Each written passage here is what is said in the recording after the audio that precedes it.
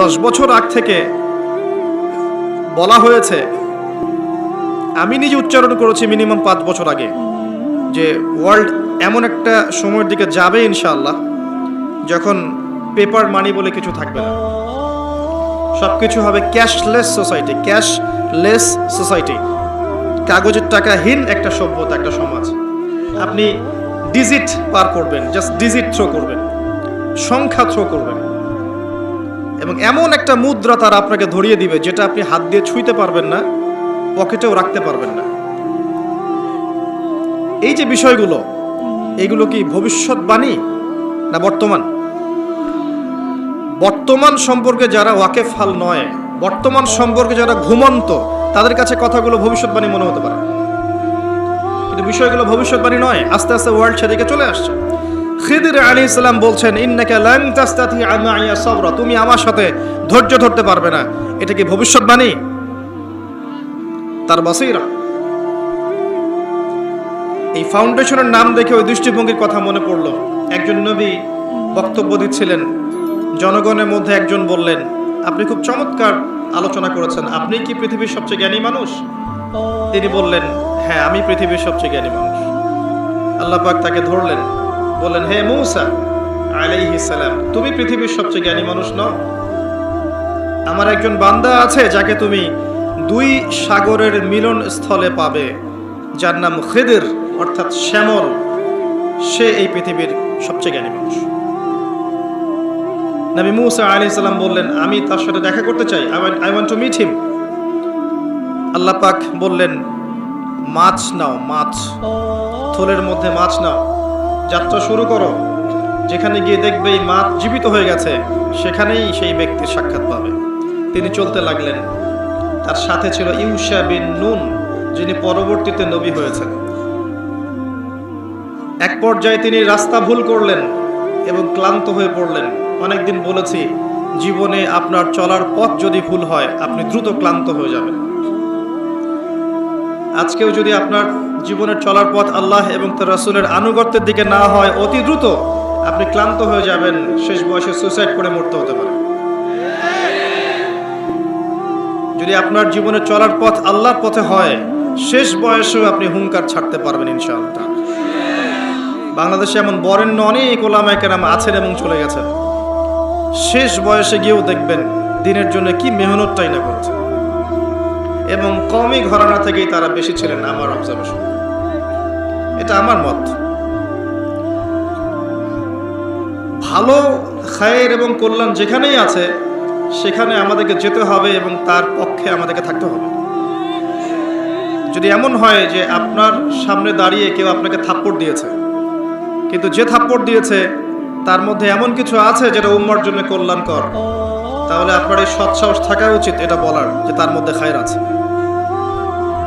এটাই হচ্ছে ওমর রাদিয়াল্লাহু আনহুর মতো মানুষদের সুন্নাহ, যারা মনের দিক থেকে খুব স্বচ্ছ হন, স্পষ্টভাষী হন। যাই হোক,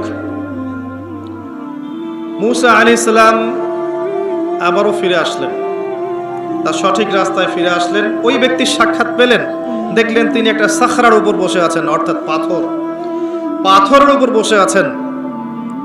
শেষ জামানার সবচেয়ে জ্ঞানী মানুষ যারা হবেন, তাদের চরিত্রটাও পাথরের মতো হতে হবে, সামান্য বাতাসে ঝরে যাবে না। এরপর তিনি তাকে সালাম দিলেন। খিদির আলাইহিস সালাম বললেন, এই জনমানব শূন্য জায়গায় সালাম কোত্থেকে আসলো? নবী মূসা আলাইহিস সালাম বললেন, আমি বানু ইসরাইলের মূসা। তুমি কি বানু ইসরাইলের মূসা? হ্যাঁ, আমি বানু ইসরাইলের মূসা। এর অর্থ হচ্ছে খিদির আলাইহিস সালাম বানু ইসরাইল ছিলেন না। তারা মনে করে যে they are the elite society of the world, তারা এই পুরো মহাবিশ্বেরই এলিট সোসাইটি, বাকি সব হচ্ছে ককরোচ বা তেলাপোকা। তারা এমনটাই মনে করে, তাদের ইগো আছে। কিন্তু আল্লাহ পাক কোরআনে বলছেন, সে খিদির আলাইহিস সালাম বানু ইসরাইলের অন্তর্ভুক্ত ছিল না। বানু ইসরাইল কি? তাদের নবী মূসা আলাইহিস সালামকে আল্লাহ পাক বলেছেন, তুমি পৃথিবীর সবচেয়ে জ্ঞানী মানুষ নও। খিদির আলাইহিস সালাম যখন তার পরিচয় ব্যক্ত করলেন, তখন মূসা আলাইহিস সালাম বললেন যে আমি কি আপনার সাথী হতে পারি, এই উদ্দেশ্যে যে আল্লাহ পাক আপনাকে যা শিখিয়েছেন সেখান থেকে আপনি আমাকে কিছু শেখাবেন। হাল আত্তাবিউক আলা আন তুআল্লিমানি মিম্মা উল্লিমতা রুশদা, সূরা কাহফ পড়ে দেখেন। ক্বালা, এরপরে খিদর আলাইহিস সালাম বলছেন, ইন্নাকা লান তাসতাতিআ মাইয়া সাবরা, হে মূসা তুমি তো আমার সাথে ধৈর্য ধরতে পারবে না। কেমন টিচার, স্টুডেন্ট আসছে শিখতে, টিচার বলছে তুমি তো সবর করতে পারবে না। কি পরিমাণ প্রজ্ঞা থাকলে, কি পরিমাণ দূরদর্শিতা থাকলে একজন শিক্ষক বলতে পারেন তুমি তো ধৈর্য ধরতে পারবে না। আপনি একটা বাচ্চাকে, একটা না 100টা বাচ্চাকে পড়ান 1 বছর, ফাইনাল পরীক্ষার আগে আপনি বলতে পারবেন যে এই 5 জনের মধ্যে ভালো করবে এই কয়জন, এই 10 জন ভালো করবে না। এটা আপনি বলতে পারবেন না। কিভাবে? আপনি কি গায়েব জানেন না? কিভাবে? প্রজ্ঞা, আপনার বাসীরা, আল্লাহর নূর দিয়ে দেখছেন আপনি, এবং এটা আপনার অভিজ্ঞতা। ওই যে মালায়েকা কি বলেছিল, আতাজআলু ফিহা মান ইউফসিদু ফিহা ওয়া ইয়াসফিকু দিমা, আল্লাহ আপনি এমন কাউকে সৃষ্টি করতে যাচ্ছেন পৃথিবীতে যে পৃথিবী থেকে 2টা কাজ করবে, অনলি 2টা, রক্তপাত ঘটাবে, ফাসাদ সৃষ্টি করবে। তাকায় দেখেন বিশ্বের দিকে, মানুষ প্রত্যেকটা সেকশনে ফাসাদ সৃষ্টি করেছে এবং একে অপরের রক্তপাত ঘটিয়েছে। টিল নাও ঘটিয়ে যাচ্ছে, আগামীতেও ঘটাবে ইনশাআল্লাহ। তাহলে কি ফেরেশতারা গায়েব জানতেন? বসিরা, প্রজ্ঞা। 10 বছর আগ থেকে বলা হয়েছে, আমি নিজে উচ্চারণ করেছি মিনিমাম 5 বছর আগে, যে ওয়ার্ল্ড এমন একটা সময়ের দিকে যাবে ইনশাআল্লাহ যখন পেপার মানি বলে কিছু থাকবে না, সবকিছু হবে ক্যাশলেস সোসাইটি। ক্যাশলেস সোসাইটি, কাগজের টাকাহীন একটা সভ্যতা, একটা সমাজ। আপনি ডিজিট পার করবেন, জাস্ট ডিজিট থ্রো করবেন, সংখ্যা থ্রো করবেন, এবং এমন একটা মুদ্রা তারা আপনাকে ধরিয়ে দিবে যেটা আপনি হাত দিয়ে ছুঁইতে পারবেন না, পকেটেও রাখতে পারবেন না। এই যে বিষয়গুলো, এগুলো কি ভবিষ্যৎবাণী না বর্তমান? বর্তমান সম্পর্কে যারা ওয়াকেফহাল নয়, বর্তমান সম্পর্কে যারা ঘুমন্ত, তাদের কাছে কথাগুলো ভবিষ্যৎবাণী মনে হতে পারে, কিন্তু বিষয়গুলো ভবিষ্যৎবাণী নয়। আস্তে আস্তে ওয়ার্ল্ড সেদিকে চলে আসছে। খিদর আলাইহিস সালাম বলছেন, ইন্নাকা লান তাসতাতিআ মাইয়া সাবরা, তুমি আমার সাথে ধৈর্য ধরতে পারবে না। এটা কি ভবিষ্যৎবাণী? তার বাসীরা। গল্পের শেষে গিয়ে দেখেন মূসা আলাইহিস সালাম এক্স্যাক্টলি তাই করেছেন, তিনি ধৈর্য ধরতে পারেন। প্রথমবার এই নৌকাটা কেন ফুটা করলেন, দ্বিতীয়বার এই বাচ্চাকে কেন হত্যা করলেন, তৃতীয়বার এই দেয়ালটা কেন নির্মাণ করলেন বিনা পারিশ্রমিকে? আমার কথা ধরতে পারছেন? সূরা কাহফ পড়েছেন তো একবার? আলহামদুলিল্লাহ। তো মূসা আলাইহিস সালাম প্রশ্ন করেই যাচ্ছেন, খিদর আলাইহিস সালাম 3 নাম্বার প্রশ্নের পরে বললেন, হাদা ফিরাকু বাইনি ওয়া বাইনিক, তোমার আর আমার এখানেই পার্থক্য, এখানেই বিচ্ছেদ, তোমার সাথে পথ চলা আমার আর হলো না।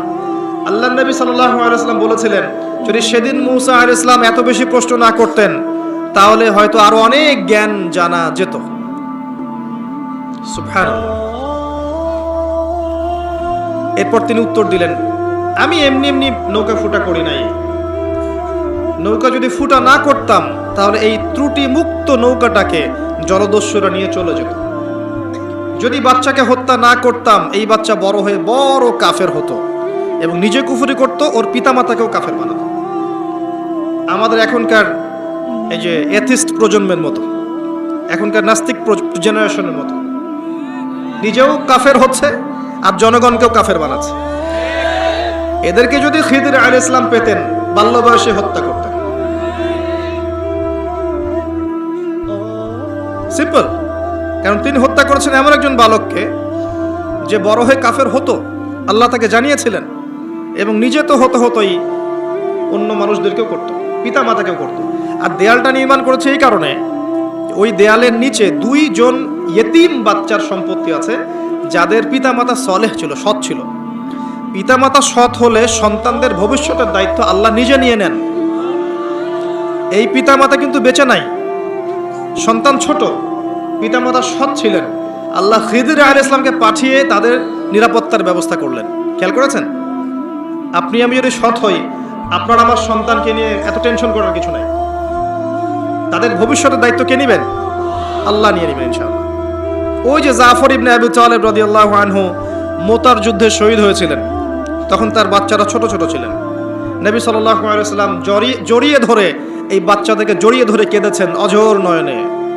তিনি একজন মানুষ ছিলেন, আর এটা আল্লাহর রহমত যে তিনি কেঁদেছেন কষ্টে। তাকে আল্লাহ দেখিয়েছেন এই যে মোতার যুদ্ধ, যেখানে মাত্র 3000 মুসলিম সৈন্য আর 2 লক্ষ রোমান সৈন্য। যুদ্ধ কি সম্ভব? এরপরেও মাত্র 12 জন সাহাবী শাহাদাত বরণ করেছেন এই যুদ্ধে। 3000-এর মধ্যে মাত্র 12 জন, তার মধ্যে 3 জন সেনাপতি, একজন যায়েদ ইবনে হারাসা, নাম মুখস্থ রাখবেন। 2 নম্বর আব্দুল্লাহ ইবনে রাওয়াহা রাদিয়াল্লাহু আনহু, 3 নম্বর জাফর ইবনে আবি তালেব রাদিয়াল্লাহু আনহুম আজমাইন। একজন শহীদ হচ্ছেন, আল্লাহ রাসূলকে দেখানো হচ্ছে, তিনি বলছেন এই মাত্র যায়েদ শহীদ হলো, এই মাত্র আব্দুল্লাহ বিন রাওয়াহা শহীদ হলো, এই মাত্র জাফর শহীদ হলো। এখন পর্যন্ত নবী সাল্লাল্লাহু আলাইহি ওয়াসাল্লামকে যদি আমরা সালাম জানাই, দরুদ পড়ি, আল্লাহর ফেরেশতারা এই দরুদগুলো কালেক্ট করে নবী পর্যন্ত পৌঁছে দেন। তো জাফর রাদিয়াল্লাহু আনহুর শাহাদাতের সময় নবী সাল্লাল্লাহু আলাইহি ওয়াসাল্লাম খুব কষ্ট পেয়েছেন, মনক্ষুণ্ণ হয়েছেন। কিছুক্ষণ পরে আবার মুচকি হেসেছেন। তখন সাহাবীরা জিজ্ঞাসা করেছেন যে আপনি হাসছেন কেন ইয়া রাসূলুল্লাহ সাল্লাল্লাহু আলাইহি ওয়াসাল্লাম? নবীজি বলছেন সাল্লাল্লাহু আলাইহি ওয়াসাল্লাম, আমি এইমাত্র দেখলাম জাফর আমাকে সালাম দিয়ে গেছে, এইমাত্র দেখলাম যে তাকে তার 2 কাটা হাতের বিনিময়ে আল্লাহ পাক 2টা জান্নাতের পাখা দিয়েছেন, এবং এটা দিয়ে সে জান্নাতে ঘুরে বেড়াচ্ছে এবং ফল খাচ্ছে। তার বাচ্চাদেরকে নবী সাল্লাল্লাহু আলাইহি ওয়াসাল্লাম আদর করেছেন, কেঁদেছেন। ওই বাচ্চা বড় হয়ে পরবর্তীতে তার বাবা যে পথের পথিক ছিল, তারাও সেই পথের পথিক হয়েছেন। তাদের বাচ্চার ভবিষ্যৎ নিয়ে টেনশন করতে হয়েছে? হয়নি। পিতামাতা সৎ হলে বাচ্চা কাচ্চার ভবিষ্যতে টেনশন করতে হয় না। একটা কথা বলতে চাই, এই 3 জন সাহাবী শাহাদাত বরণ করার পরে আল্লাহ রাব্বুল আলামিনের একজন তরোয়াল সাইফ, তিনি পতাকা হাতে নিয়েছেন এবং তার হাতে আল্লাহ পাক এই যুদ্ধে মুসলিমদের বিজয় দান করেছেন। তার নাম কে বলতে পারবেন? শুকরান। খালিদ বিন ওয়ালিদ রাদিয়াল্লাহু আনহু জীবনের একটা বড় পর্যায় পর্যন্ত ইসলামের বিপক্ষে ছিলেন, এমনকি উহুদের যুদ্ধে মুসলিমদের বিপক্ষে ছিলেন। তার একার শৌর্যবীর্যে উহুদের দিন মুসলিমদের মধ্যে অনেক সাহাবী শহীদ হয়ে গেছেন, এবং প্রায় 70 জন, এবং মুসলিমদেরকে একটা বিপর্যয়ের সম্মুখীন হতে হয়েছে একজনের কীর্তির কারণে, খালিদ বিন ওয়ালিদ রাদিয়াল্লাহু আনহু। শোনেন, উমর রাদিয়াল্লাহু আনহু অস্ত্র হাতে বের হয়েছেন নবী সাল্লাল্লাহু আলাইহি ওয়াসাল্লামকে হত্যা করার জন্য। সেই উমর রাদিয়াল্লাহু আনহুকে আল্লাহ পাক ইসলামের দ্বিতীয় খলিফা বানিয়েছেন। সেই খালিদ বিন ওয়ালিদ রাদিয়াল্লাহু আনহুকে আল্লাহ পাক মোতার যুদ্ধে এমন শৌর্যবীর্য দিয়েছিলেন যে তিনি বলছেন আমার হাতে ওই দিন 9টা তরোয়াল ভেঙেছে। কয়টা? 9টা তরোয়াল আমার হাতেই ভেঙেছে। তাহলে চিন্তা করেন কতজন কাফেরকে সে জাহান্নামে পাঠিয়েছে। আমি একটা বিষয় বলার জন্য কথাটা বললাম, এখন যারা ইসলামের বিপক্ষে আছে প্রত্যেকটা সেকশনে উপর থেকে নিচ পর্যন্ত কাউকে আন্ডার এস্টিমেট করবেন না। সবার কাছে ইসলামের দাওয়াত পৌঁছাতে হবে। এমন হতে পারে এখন যারা ইসলামের স্পষ্ট বিরোধিতা করছে, এই মানুষগুলোর মধ্য থেকেও আল্লাহ পাক ওমর এবং খালিদ বের করতে পারে।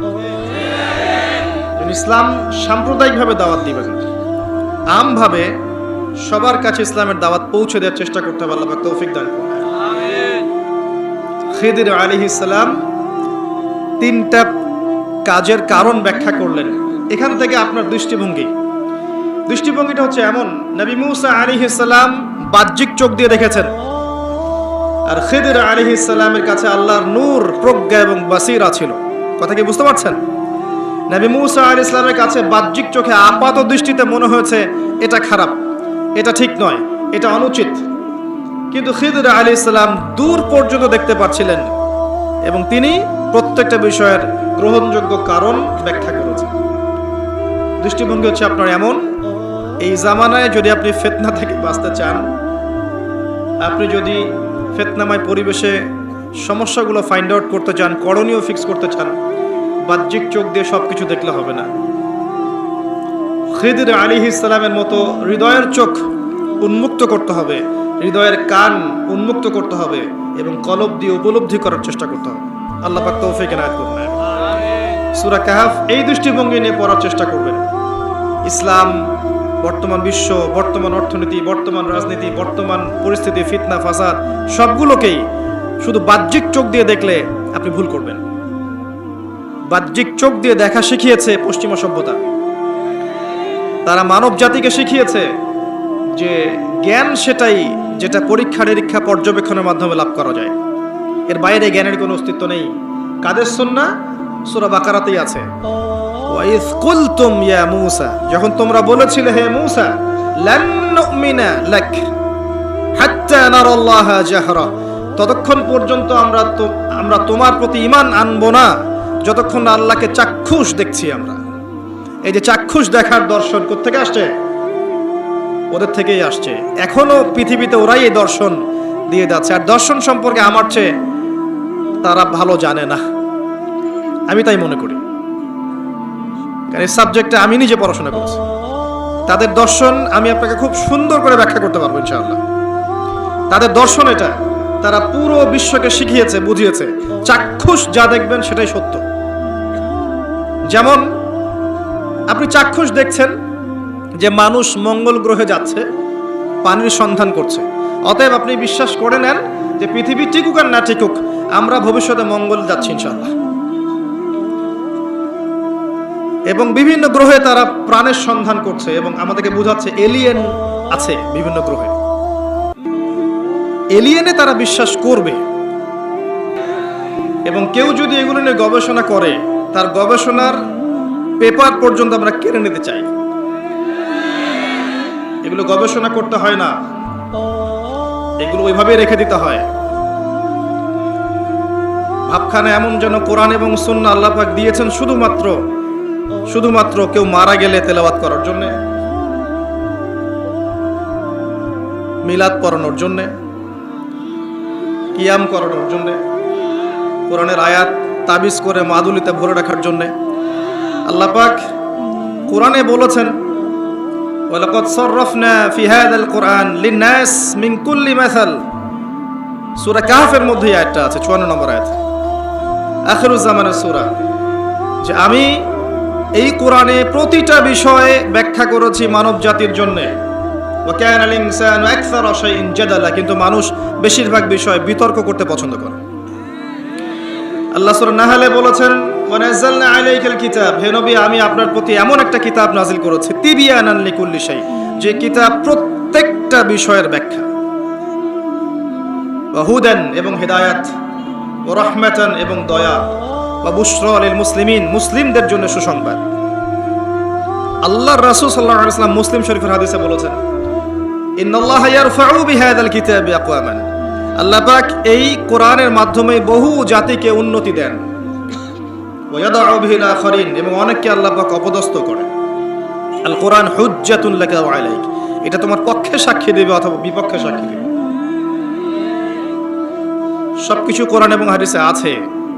এগুলোকে কেন্দ্র করে যদি আমরা ব্যাখ্যা, বিশ্লেষণ, গবেষণা না করি তাহলে যুগ এবং জিজ্ঞাসার জবাব খুঁজে পাবো না। অবশ্যই গবেষণায় ভুল হতে পারে, ভুল হলে গবেষক শুধরে নেবেন। তার মানে এই নয় যে কোরআনের আয়াতগুলোর পিছনে যে লেখা আছে লাআল্লাহুম ইয়াতাযাক্কারুন, লাআল্লাকুম তাআকিলুন, লাআল্লাহুম ইয়াকিলুন, এই যে কথাগুলো আছে লাআল্লাহুম ইয়াতাফাক্কারুন, এই কথাগুলোকে আমরা অ্যাভয়েড করতে পারি না। এবং তাদের অবস্থা আজকে বিশ্বের দিকে তাকালে দেখবেন তারা বিশ্বকে রুল করছে, নেতৃত্ব দিচ্ছে।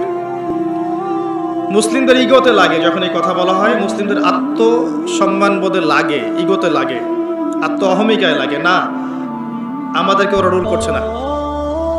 আমাদের 57টা বা 60টার বেশি রাষ্ট্র আছে, সামরিক বাহিনী আছে, আমাদের প্রাকৃতিক সম্পদ আছে, আমাদের অনেক কিছু আছে, আমরাই বিশ্বের সেরা।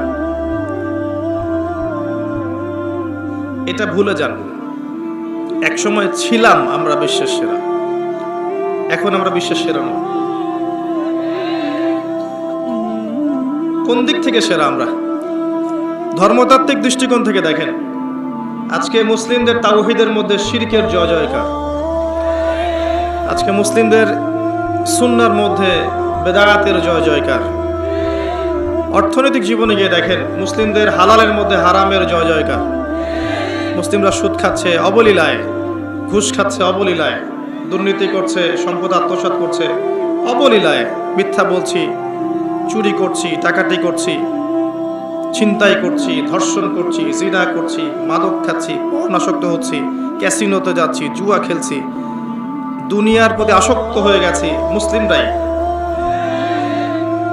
কোন দিক থেকে আমরা স্বতন্ত্র, স্বাধীন এবং ইজ্জত, শরাফত লাভ করতে পেরেছি এই বিশ্বে?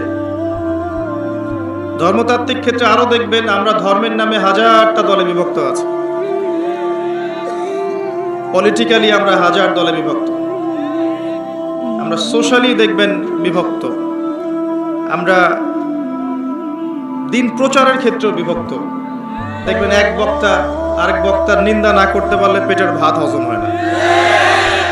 দেখবেন একজন আলেম আরেকজন আলেমকে গালি না দিলে তার দিনের দাওয়াত নাকি হচ্ছে না, এবং এটার দলিল হচ্ছে তা'মুরুনা বিল মা'রুফ ওয়া তানহাউনা আনিল মুনকার। মাশাআল্লাহ।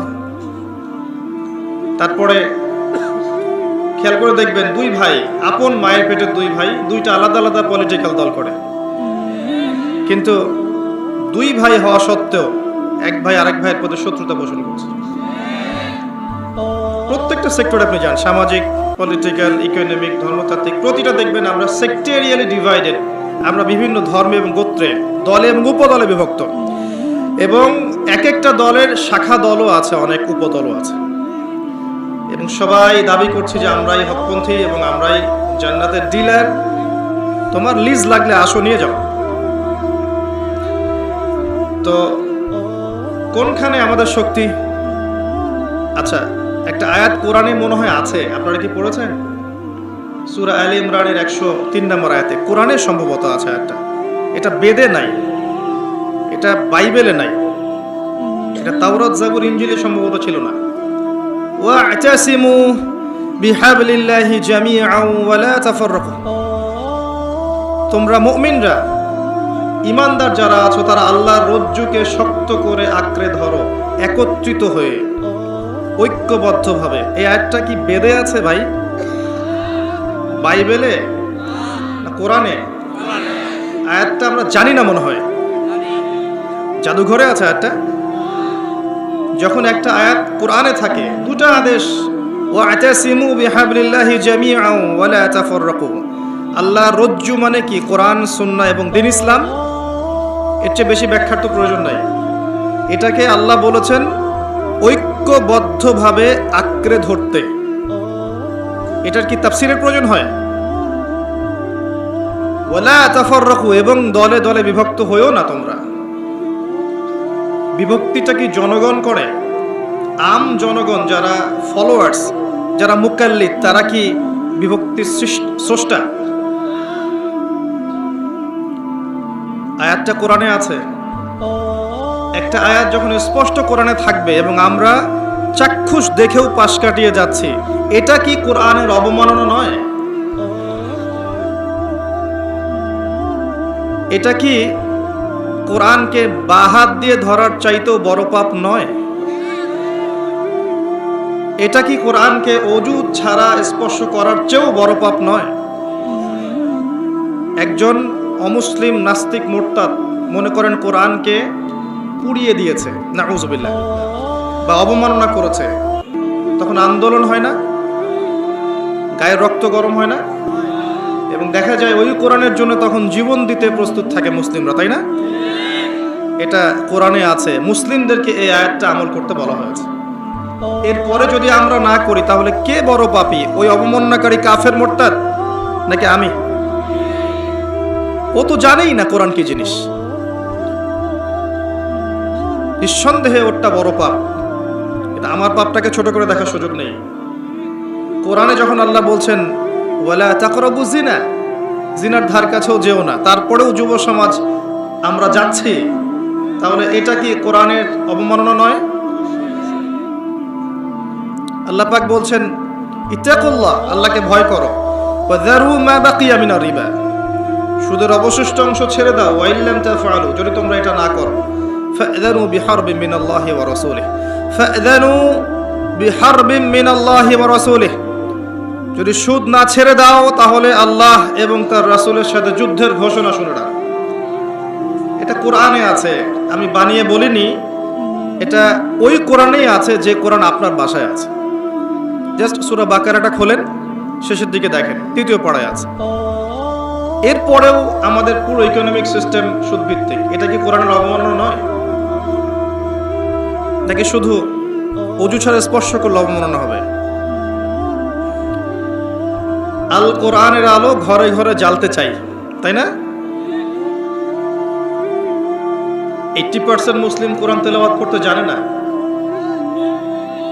যারা মুখস্থ করছি কোরআন, দেখা যায় মুখস্থ করার পরে আরো 20-30 বছর পার হয়ে গেছে, কিন্তু এখন পর্যন্ত কোরআনের অর্থ সে জানে না। কোরআনের বেশিরভাগ আয়াতগুলোর অর্থ আমরা আমজনতা জানি না। কোরআনের আদেশ পুরো মানতে পারি না, নিষেধগুলোকে বর্জন করতে পারি না। কেউ কেউ আছেন এমন যারা আদেশ কিছুটা মানি ঠিকই, নিষেধকে বর্জন করতে পারি না। কোরআনের দাওয়াত, প্রচার, প্রতিষ্ঠা, আল্লাহর জমিন, আল্লাহর দিন প্রতিষ্ঠার জন্য চেষ্টা করি না। এই বিষয়গুলোকে কোরআন এবং সুন্নাহকে অবমাননা করা হয় কিনা এর উত্তরটা আপনারা খুঁজবেন অনুগ্রহ করে। আল্লাহ পাক আমাদেরকে বোঝার তৌফিক দান করুন। এগুলো কোরআনে আছে এবং কোরআনকে নিয়ে আল্লাহ পাক চিন্তা ভাবনা করতে বলেছেন। আল্লাহ বলেছেন যে কোরআনকে আমি উপদেশ গ্রহণের জন্য সহজ করে দিয়েছি। সূরা কমার আয়াত নম্বর 17, 22, 32, 40 একই সূরা 4 বার বলা হয়েছে। ওয়ালাকাদ ইয়াসসারনাল কুরআনা লিযিকর ফাহাল মিন মুদ্দাকির, নিঃসন্দেহে আমি কোরআনকে বোঝার জন্য, উপদেশ গ্রহণের জন্য সহজ করেছি, কেউ কি আছো উপদেশ গ্রহণকারী? কি উত্তর দিবেন আল্লাহ পাকের এই প্রশ্নের? আমরা জানি যে কোরআনের সবকিছু একজন সাধারণ মানুষের পক্ষে, ছাত্রের পক্ষে বোঝা সম্ভব নয়, কিন্তু মুহকামাত বিষয়গুলো কি বোঝা সম্ভব নয়, যেগুলো স্পষ্ট। আর যেগুলো আমরা বুঝবো না, নিঃসন্দেহে কোথায় যাবেন? হকপন্থী উলামায়ে কেরামের কাছে যাবেন, প্রশ্ন করবেন, জিজ্ঞাসা করবেন, উত্তর জেনে নেবেন। ফাসআলু আহলা যিকরি ইন কুনতুম লা তা'লামুন, এটাও কোরআনের উপরে আমল করা হলো। কিন্তু মালায়েকা, আল্লাহর ফেরেশতায় তারা বিশ্বাস করবে না। কারণ কি? আল্লাহর ফেরেশতা চোখে দেখা যায় না। আর কিছু কিছু প্রাণীকে ওরা এলিয়েনের শেপ দিয়েছে, এটা চোখে দেখা যায়, শুনলাম, জানি না ঘটনা সত্য না মিথ্যা। আর আমি মনে করে নেই যে তারা যতগুলো কথা বলে তার 90% কথাই মিথ্যা বলে। ঠিক ওই রকম যে আয়াতুল কুরসি পড়ে ঘুমাতে হয়, আয়াতুল কুরসি পড়ে ঘুমাতে হয়, তাহলে একজন মালাক এসে আপনাকে পাহারা দিবেন, হেফাজত করবেন। এই হাদিসটাকে বর্ণনা করেছে, বলেন? ইবলিস। হ্যাঁ, নবী করিম সাল্লাল্লাহু আলাইহি ওয়াসাল্লাম বলেছেন সে যা বলে সে সব কথা মিথ্যাই বলে, কিন্তু এই কথাটা সে সত্য বলেছে। তো তাদের ব্যাপারে আমার দৃষ্টিভঙ্গি এরকম। তো চাক্ষুষ যা দেখবে তাই বিশ্বাস করবে। এই কারণে সারা বিশ্বে এমন একটা দর্শন সৃষ্টি করেছে যে মুসলিমদের মধ্যে এখন ব্রেইন ওয়াশিং ফিলোসফি চলছে। মুসলিমরাও চাক্ষুষ না দেখলে কিছু বিশ্বাস করতে চায় না। স্পেশালি এই জেনারেশনকে, এই ইয়াং জেনারেশন যারা আছে, এদেরকে বোঝানো একটা বিষয় খুব কঠিন। কারণ তারা চাক্ষুষ দেখতে চায়, প্রমাণ চায়, এভিডেন্স চায়।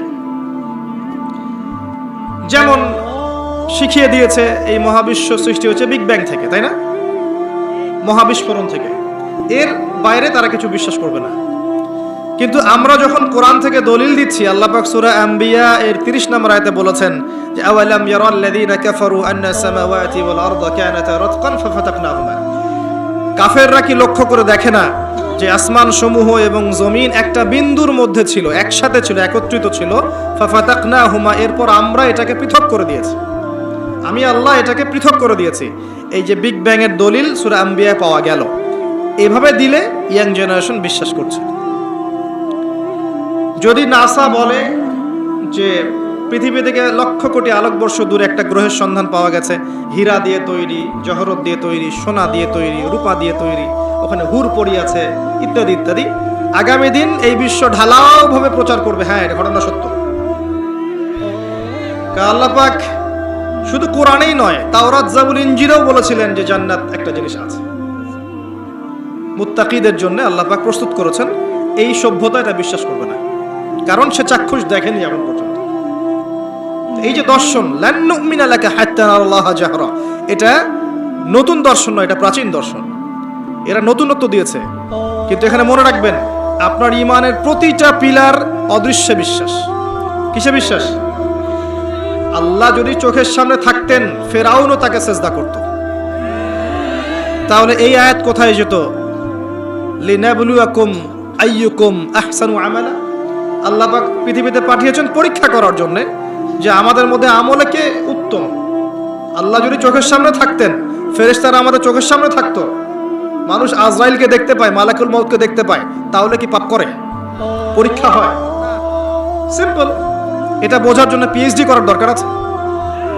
এখন এগুলো বোঝায় ঈমানের 6 পিলার প্রতিটাই গায়েব। আল্লাহকে দেখতে পাই না, বিশ্বাস করতে হবে। মালায়েকাকে দেখি না, এই জায়গা মালায়েকা ঘিরে রেখেছেন, দেখি না, বিশ্বাস করতে হবে।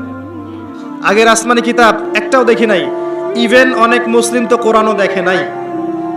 এমনও মুসলিম আছে কোরআন দেখে নাই, জানে যে একটা কোরআন বলে একটা কিতাব আছে, বাবা মারা গেলে খুলে পড়তে হয় বা হুজুরকে ডেকে আনে পড়াতে হয়।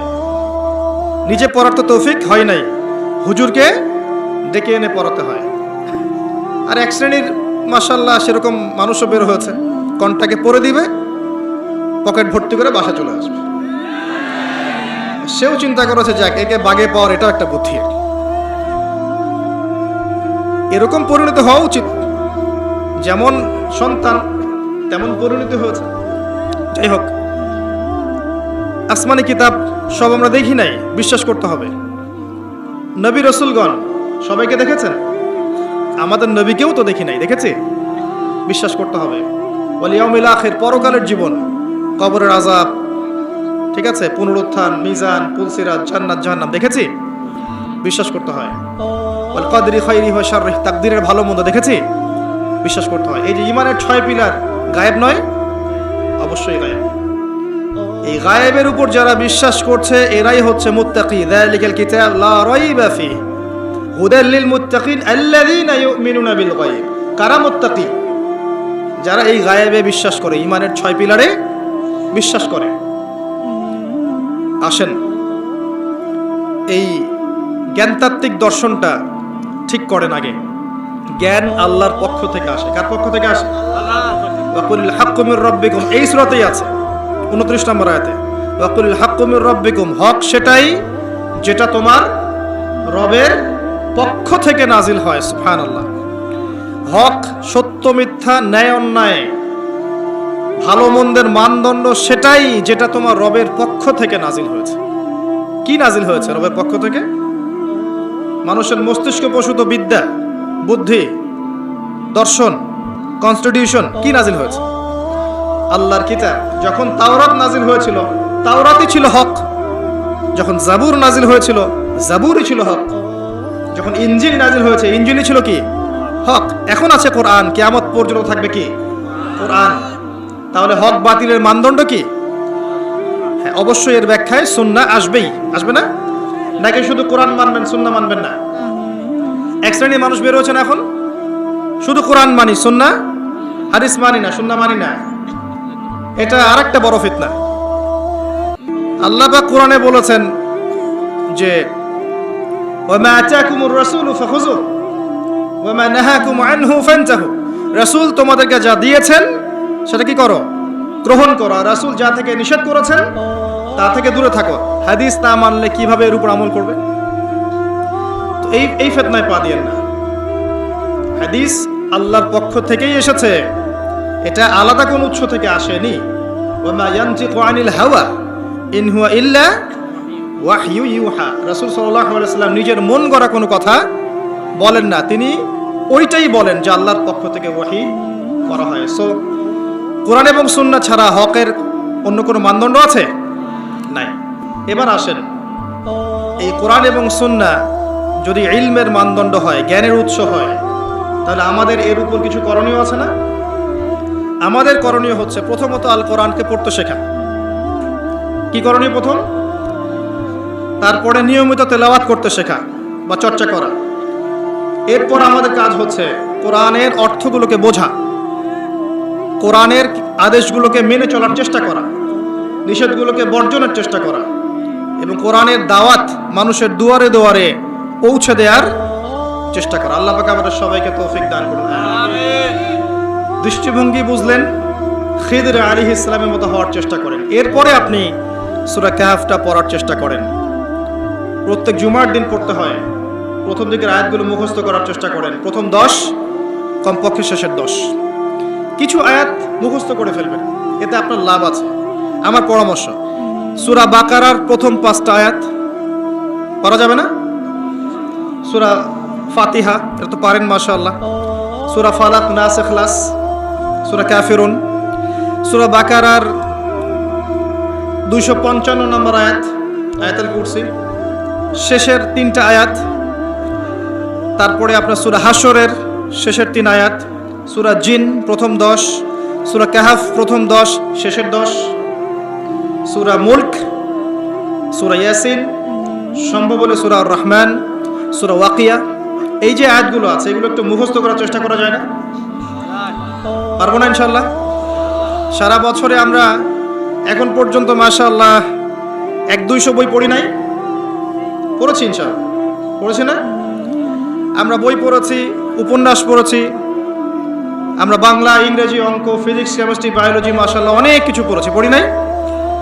আল্লাহ আমাদেরকে তৌফিক দান করুন, আমরা যেন আল কোরআন পরিপূর্ণরূপে মুখস্থ করতে না পারলেও আমরা যেন আংশিক হলেও মুখস্থ করতে পারি। আল্লাহ পাক আমাদের সবাইকে তৌফিক ইনায়াত করুন, আমিন। এরপরে আমি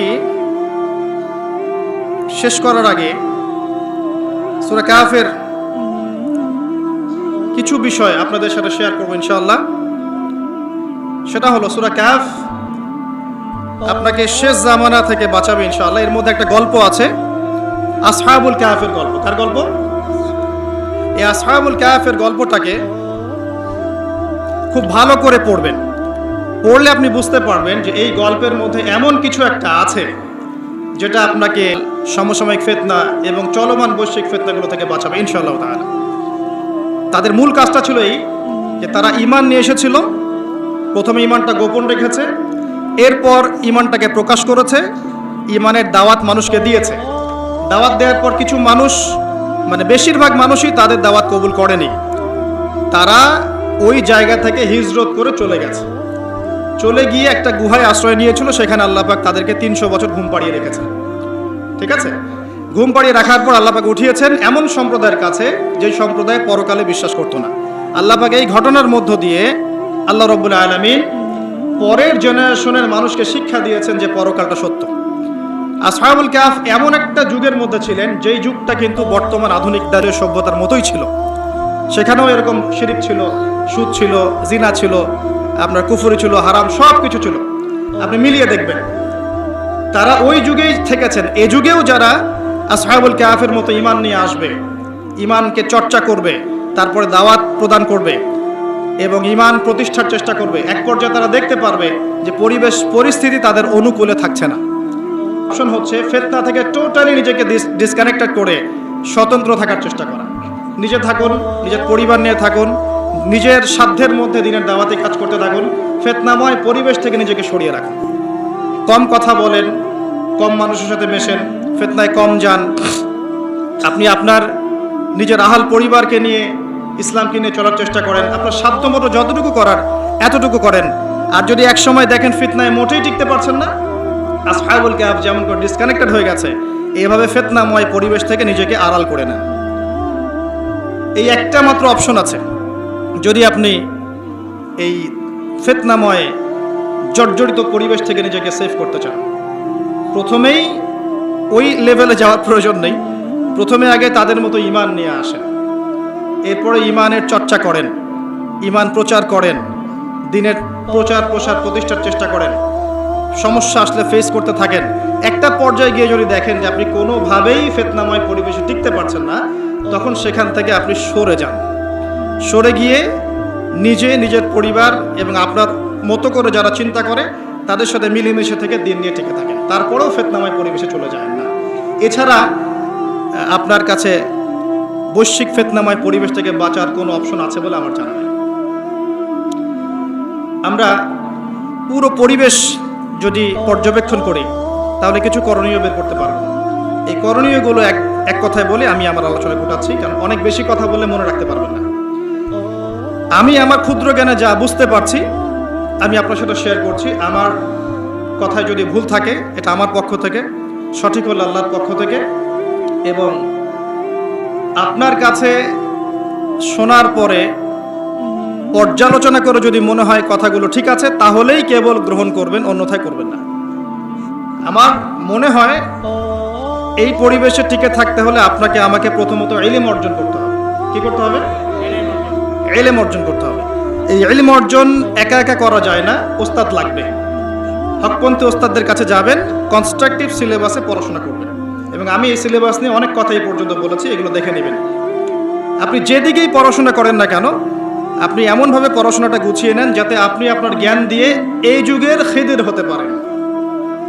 আর খিদির আলাইহিস সালাম হতে হলে শুধু বইপত্র মুখস্থ করলেই হবে না, আল্লাহর কি লাগবে? আল্লাহর নূর আর বাসিরা লাগবে। এই জন্য মনের মধ্য থেকে সমস্ত হিংসা, বিদ্বেষ, গীবত, নহমত, রিয়া, অহংকার, সমালোচনার সংস্কৃতি ত্যাগ করতে হবে। অনেক বড় ডিগ্রি আছে দারুল উলুম থেকে, কেমব্রিজ, অক্সফোর্ড, হার্ভার্ড থেকে, মনের মধ্যে অহংকার আছে, এই মনের মধ্যে, এই কলবের মধ্যে আল্লাহ নূর কখনো আসবে না। তো আত্মশুদ্ধি অর্জন করা, তো জ্ঞান অর্জনের সাথে ওস্তাদের সোহবত এবং আত্মশুদ্ধি অর্জন করা। আত্মশুদ্ধি অর্জন করতে হলে বেশি বেশি ফরজের সাথে নফল করতে হবে, কোরআন তেলাওয়াত বেশি বেশি করতে হবে, বোঝার চেষ্টা করতে হবে, দান সাদাকা বাড়াবেন, রোজার পরিমাণ বাড়ানোর চেষ্টা করবেন। আপনি আরও চেষ্টা করবেন যাতে করে আপনার পরকাল কেন্দ্রিক স্মরণটা বেশি হয়, আল্লাহর জিকির বেশি করে করতে পারেন, আল্লাহ রাব্বুল আলামিনকে ডাকেন বেশি, দোয়া করেন বেশি। দেখবেন ইনশাআল্লাহ তাআলা আপনার কলব ও খিদির আলাইহিস সালামের মতো নূরান্বিত হবে ইনশাআল্লাহ তাআলা। ইলম অর্জনের পরে আমাদের কাজ হবে ইলম অনুযায়ী আমল করা। সোহবতে যাব, তাজকিয়া অর্জন করব, মাশাআল্লাহ, ঠিক আছে। ইলম অনুযায়ী আমল করার চেষ্টা করা। আল্লাহ পাক আমাকে এবং আপনাদের সবাইকে তৌফিক ইনায়াত করুন, আমিন। এরপরে আমাদের কাজ হবে হালাল রিজিক তালাশ করা। হারাম থেকে বের হয়ে এসে হালাল রিজিকগুলো তালাশ করা। ছোট্ট একটা জবই যদি করেন কোনো আফসোস করবেন না যদি সেটা হালাল হয়। যদি ছোট্ট একটা ব্যবসা করেন মোটেও মনক্ষুণ্ণ হবেন না যদি সেটা হালাল হয়। আপনার হালাল রিজিকে আল্লাহ পাক বারাকা দিবেন ইনশাআল্লাহ। আর হারাম রিজিকের পরিণাম কি হয় সেটা আমার চেয়ে আপনারা ভালো জানেন।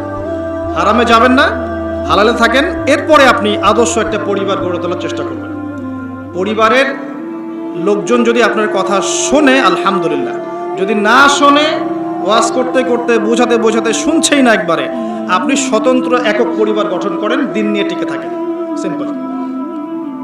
এরপরে আপনি যেটা করবেন, আল্লাহ পাক আপনাকে আমাকে যে সামর্থ্য দিয়েছেন, কাউকে বলার, কাউকে বোঝার, কাউকে লিখার, কাউকে সংগঠিত করার, এক এক মানুষকে আল্লাহ পাক এক এক প্রতিভা দিয়েছেন, কাউকে জ্ঞান দিয়েছেন। এই প্রতিভাগুলোকে দ্বীন ইসলামের খেদমতে কাজে লাগানোর চেষ্টা করা।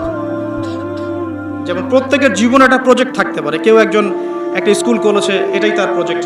কেউ মাদ্রাসা করেছে, কেউ একজন মসজিদ প্রতিষ্ঠা করেছে, কেউ দেখা গেছে অসহায় মেয়েদেরকে নিয়ে কাজ করেছে, কেউ ইসলামিক কোনো এনজিও করেছে, কেউ ইসলামিক কোনো ইকোনমিক সিস্টেম লঞ্চ করেছে, ঠিক আছে, কেউ মানব সেবামূলক কাজ করছে, কেউ পলিটিক্স করছে, সেখানে গিয়েই মানুষের খেদমত করার চেষ্টা করছে।